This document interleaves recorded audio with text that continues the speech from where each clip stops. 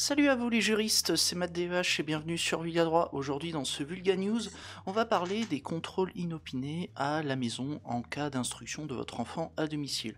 Ouais, on vérifie que vous faites bien la leçon à votre gosse à la maison.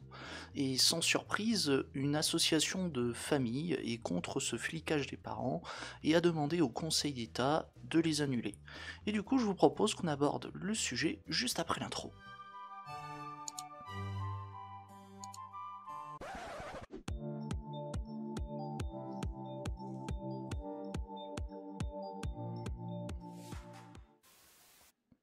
Hop.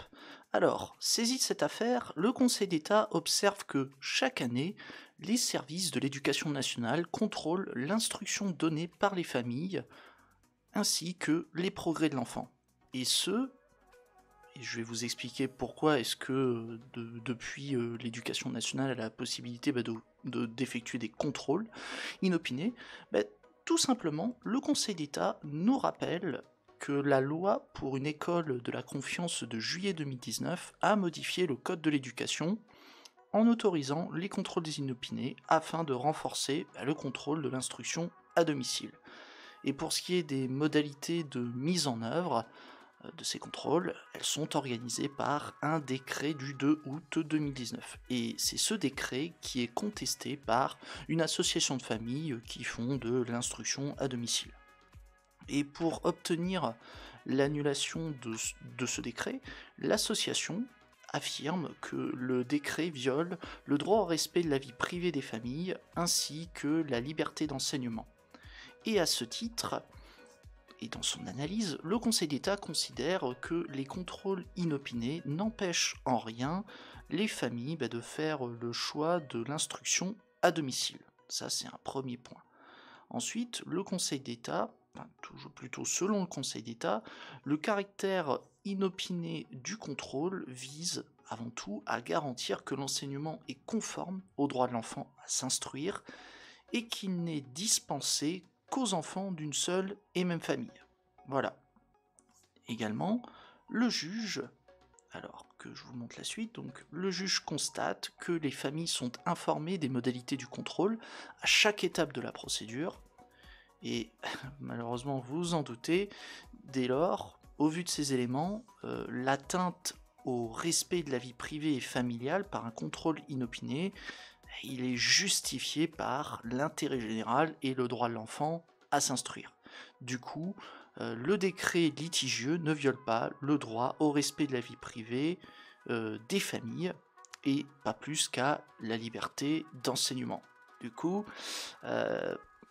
la première manche pour contester justement ce décret, c'est 1-0 pour l'État et 0 pour l'association. Mais l'association ne se décourage pas, elle estime que le décret doit être annulé car il violerait soi-disant le principe d'égalité. Alors, sur ce point, le Conseil d'État relève que les mesures, que les règles de refus des contrôles diffèrent selon si ce contrôle est annoncé ou inopiné. Certes, ça c'est un point que le Conseil d'État reconnaît. Toutefois, le juge rappelle que le principe d'égalité n'interdit pas à ce que l'administration règle de façon différente deux situations non identiques si cela est justifié par l'intérêt général. Et, et du coup, pour toutes ces raisons, le Conseil d'État en déduit qu'il n'y a pas une violation du principe d'égalité et il n'y a pas lieu d'annuler le décret du 2 août 2019 permettant, du moins organisant les contrôles inopinés. Et malheureusement, pour cette association de famille, pas possible de faire échec à ces contrôles inopinés.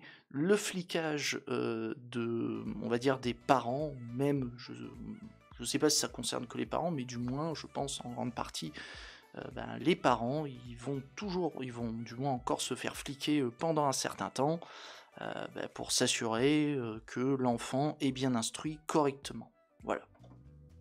Du coup, les juristes. J'espère que cette vidéo sur cette décision du Conseil d'État vous a intéressé. Est-ce que selon vous, ce contrôle de l'instruction au sein des familles, ben, ça mérite d'être aussi strict? Je veux dire, est-ce qu'il y a besoin enfin, peut-être pas strict, mais du moins, est-ce que vous estimez que c'est bien de mettre en place ce système de contrôle inopiné, ou alors est-ce que c'est préférable de mettre en place un contrôle annoncé? N'hésitez pas à me le dire. Et aussi, peut-être dernière question, est-ce que derrière ce contrôle, vous pensez qu'il pourrait y avoir des dérives, que ce soit dans le contrôle ou même dans l'enseignement qui est dispensé par les membres de la famille? Encore une fois, n'hésitez pas à me le dire dans les commentaires. Ensuite, comme d'habitude, si vous êtes satisfait de cette vidéo, abonnez-vous, likez, partagez-la, et si vous le souhaitez, vous pouvez me soutenir financièrement sur Utip et Tipeee, je vous en remercie d'avance. Et avant de partir, n'hésitez pas à jeter un œil dans la description aux chaînes des collègues vidéastes, ainsi qu'aux sources, à savoir... Pardon, veuillez m'excuser, c'est la digestion, à savoir le communiqué de presse qui traite justement de la décision dont je viens de vous parler. Et avant de partir, n'oubliez pas de faire un tour sur le Discord de 404 les tendances perdues et celui du prisme des créateurs pour découvrir encore plus de vidéastes.